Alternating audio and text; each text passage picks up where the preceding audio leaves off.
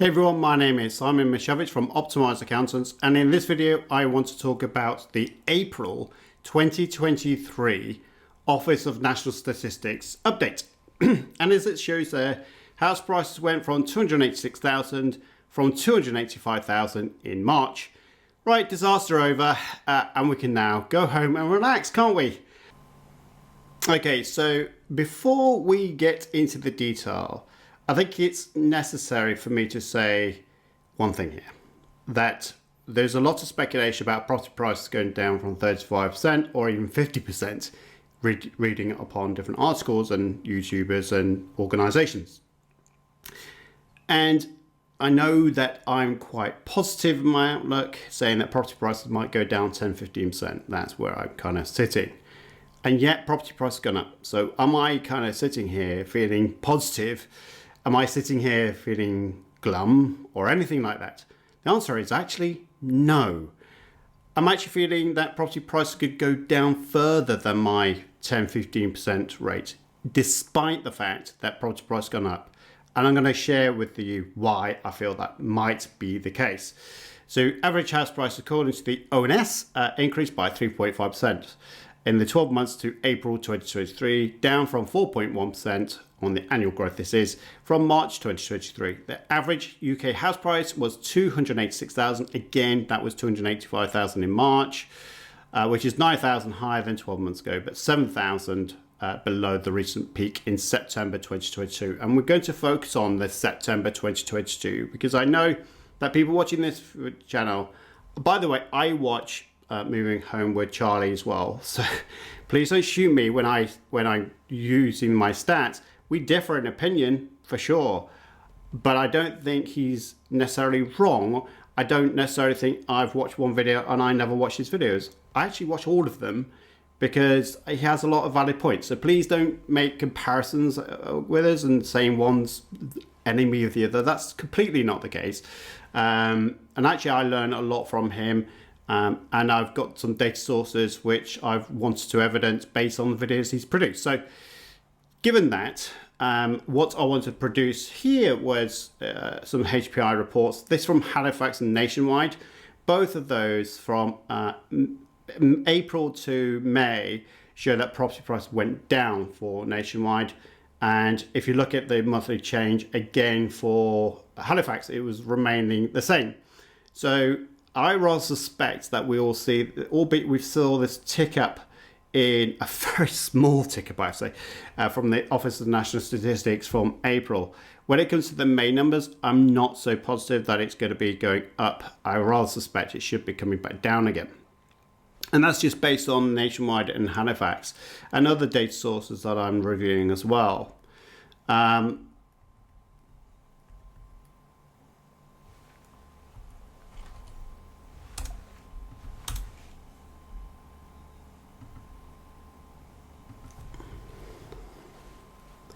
So what I wanted to do on this one is just show you the annual change. And this is going from October 2022.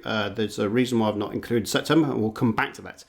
But if you look at April numbers all the way going back then to October 2022, you'll see that the price for on ONS is gone from 294, nearly 295,000, down to 286,000. If you look at Halifax in the last couple of months, it's talked about 286,000. From 292,000. You've got Nationwide 268,000 down to 260,000. Again, the data set from Halifax is quite close to the ONS. Nationwide have their own data set, so that's why it's different. There's nothing wrong with their numbers, as I keep saying on all my videos. It's just that they've got a different pool of data that they're working from, but nevertheless, they are still showing that downward trend. The one thing I would say about property prices, and I did a bit more research on the latest video I did, talk about recessions and the impact of house prices. And I said that COVID-19 in the year 2020, just got to wash out for my numbers there, actually had the opposite effect. And that's because of government stimulus to really push up property prices with their stamp duty land tax reforms, which I don't think was a good idea. I have to say, they should have let it ride out, but the Tories have made some disastrous mistakes. There is no doubt about that. But I wanted to show you that the 1990s, when there was high interest rates, there was a 30%, a little bit more than 30% drop in the 1990s. So when you see YouTube channels or online articles that talk about this 35%, they possibly are referring to the 1990s, where there was this property crash of 30%. So has it happened before? The answer would be yes. Has it gone to 35, 40, 45, 50%? No, but the past never equals the future, as Anthony Robbins would say. So what's my takeaway from this? Well, I want to share with you the house drop potential. And again, I'm using data from the Office of National Statistics. If, by the way, you're a buy-to-let property investor, landlord, then get some tax advice from us. Use that QR code. The link will be in the description box below. ONS price is 286,000 currently. September 2023, and that's the landmark, which is the highest, the peak, which is 295,000. And the drop so far is 9,000, which is 3.1%. So when people are referencing this 35, 40, 45, 50%, they are often referring to the September 2023. So we're going to keep a close eye on that all the way through the next series of videos. To get to 35% drop, the house price would have to go to 191,750. Compared to a 50% drop of 147,500, which is significant, right? So would it go that far? I'm skeptical it can go all the way down there, but I could easily see it, house prices going touch over 220,000, something like that, which is actually more than my drop initially of 15%. And I'm saying this despite the fact that house prices went up by £1,000 from March on the ONS dataset. One of the reasons is the Bank of England interest rates at 5%. I mean, the interest rate now 5% is to prevent inflation. The US is at 5.25%. We're at the UK, there is a danger that the UK will go higher than the US. The US had a skip month, which basically means that they kept their rates at 5.25, but skip means that they will be reviewing it and pushing rates up again.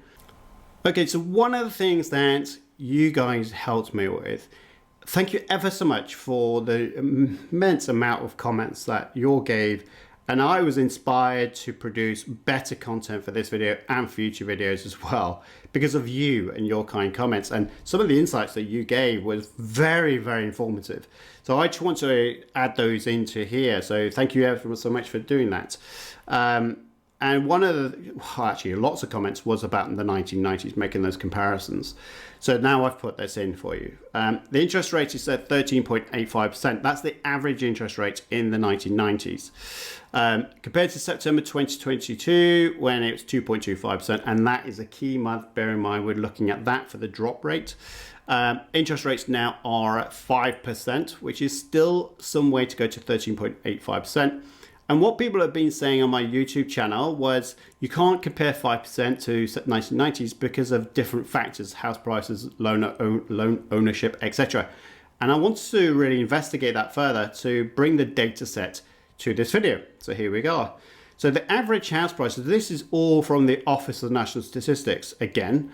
So the average house price in 1990 was 58,162, which is significantly less than September 2022 of 295,000. I mean, straight away, you look at those numbers, you think, how on earth did it get so high in that period? Right now, it's down to 286,000, as we said earlier. The average loan to value, and this is the interesting aspect of it, the average loan to value as a mortgage to home prices was 70%, so 41,000 in 1990s, compared to 190,000, which is, wow, quite significantly high. 67% loan to value, so it's less loan to value, but the average mortgage 190,000, and I've just kept the same number for now as well. What was interesting on this point is the interest. 5678 was paid in the 1990s, which is actually quite high, but interest rates came down, as we know. So that would have been 4275, and I've just done a quick calculation. Okay, so this is not official rates. This is me just doing a quick calculation based on interest rate versus average house price, loan to value. Okay, but now if you look at interest rates being at 5%, and if interest rates go up, this shows you the shocking amount of interest and the impact it will have on homeowners and the lifestyles of those homeowners. So the interest rate at 2.25% to 5% on that average value of 190,000 mortgage, it's doubled, which is significant. There is no doubts about that. I didn't know the impact of that, so thank you ever so much again for your kind comments. That's why I produced this slide. I thought it was really useful. And I also want to show you this one where people talked about average salary, so I put that in as well. So average salary back in the 1990s was £20,000 versus 31,876. So if you look at the comparisons of wages versus house prices, they're nowhere near. And that's why you're seeing in the 1990s, the average house price was like 2.9 times the from salary to a house price. If you look at it in September 2022, it's 9.3 times. And I saw figures actually where house prices to wages are around about 10 times, which is ridiculous, to be honest. And that just shows you that house price sustainability and affordability is just out there. It's just not even possible anymore. And I feel for you, especially if you're looking to buy your first home. And moving home with Charlie does a great job for you guys. I'm more on the side of investors. So buy-to-let landlords and investors. So we have a different angle of our videos. But what he does do in his videos is he talk about how you when you should buy it for your home.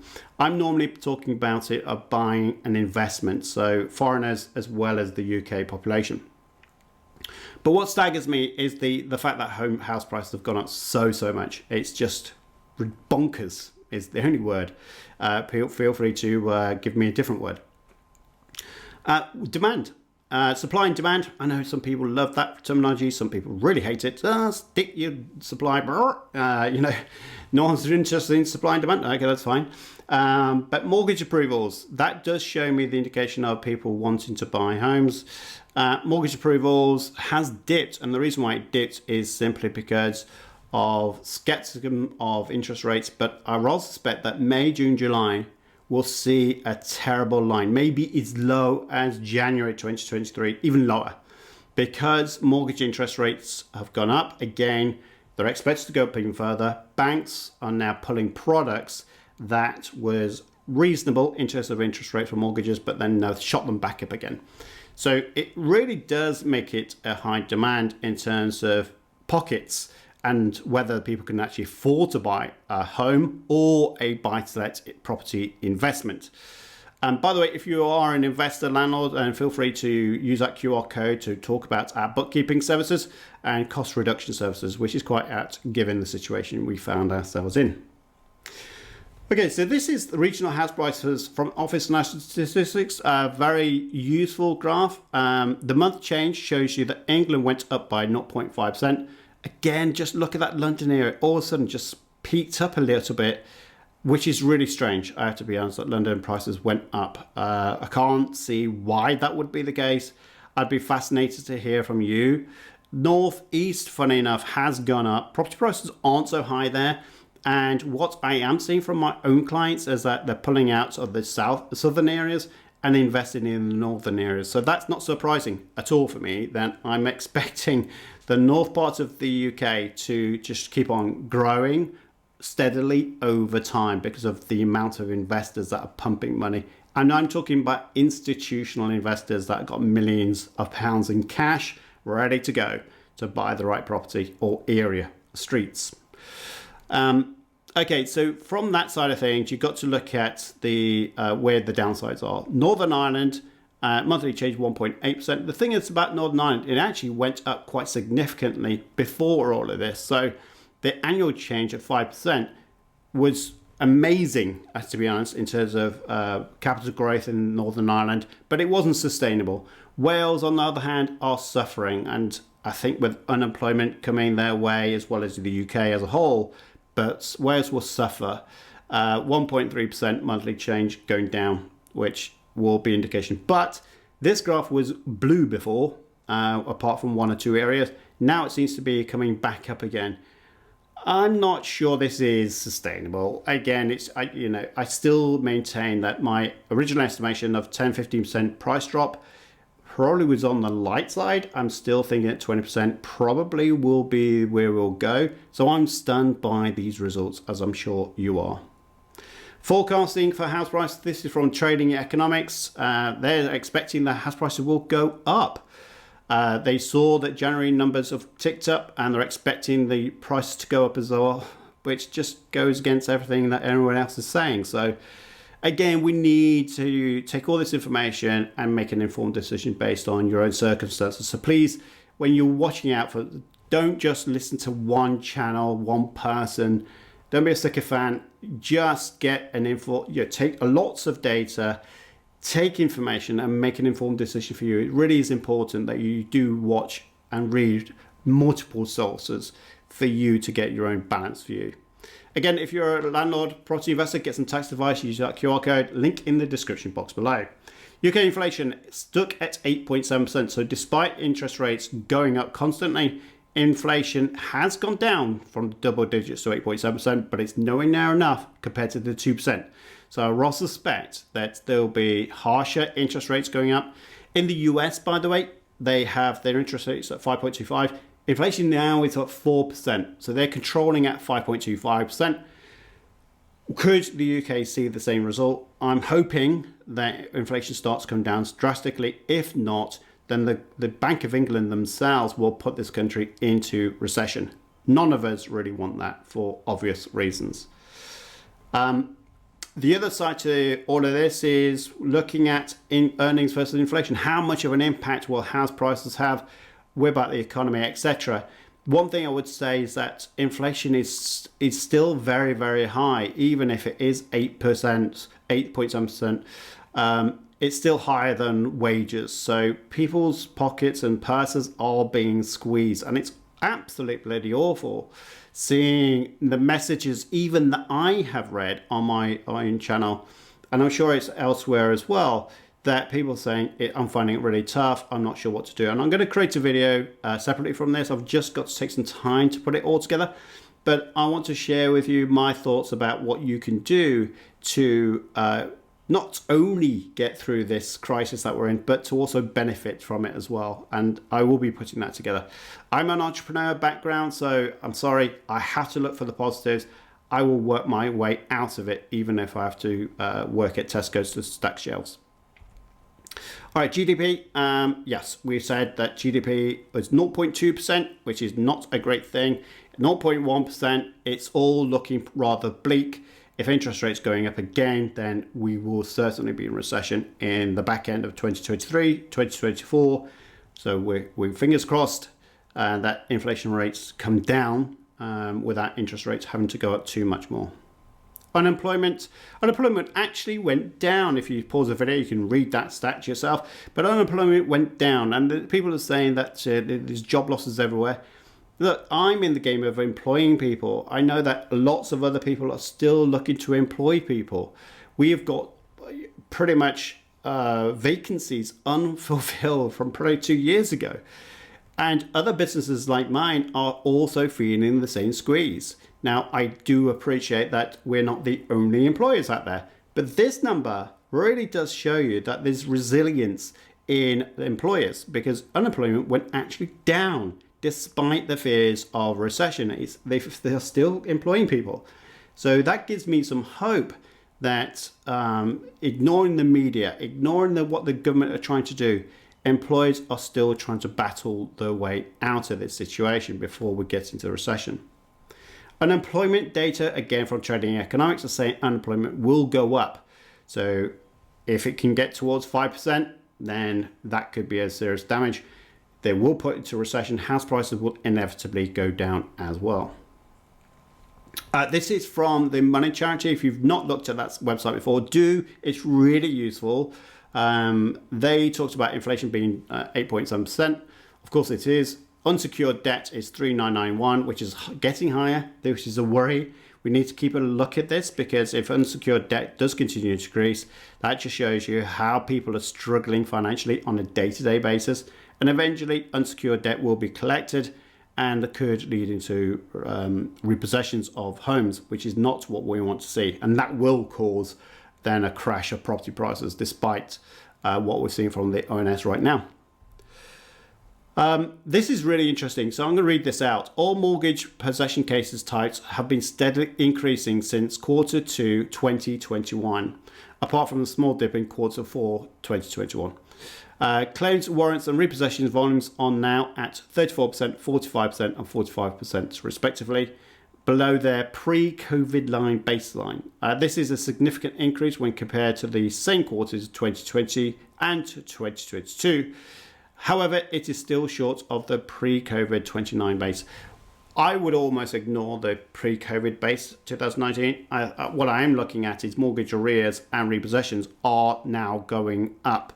This is an indication that house prices are going to be under massive strain in the next 6 to 9 months. I know that people are saying that we're going to see house prices drop in September. I think it's going to be almost a death by 1,000 cuts almost. It's just going to get worse and worse and worse if we do not get through this banking finance crisis with this interest rate. It has to be managed properly. By the way, this interest rate of, will it go back down to 1, 2, 3%? I think would be ridiculous. Those are artificial years. But I think that 4% and keeping it at 4 or 5%, it just gives people certainty that they know where they are, they know what they need to do budgeting wise. People have overspent on homes, and that is a serious consequence. How on earth could you have a home that is 9 times your salary? I know we've related to on mortgages and we've relied on them, but it's not the right thing to do at all, I have to be honest. And this new generation of youngsters, I'm old, so don't ask me. I've seen the 1990s and it was terrible.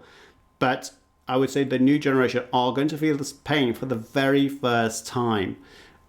So I would welcome you to be supportive to those people that are putting out their cry for help, and let's do what we can do to help them.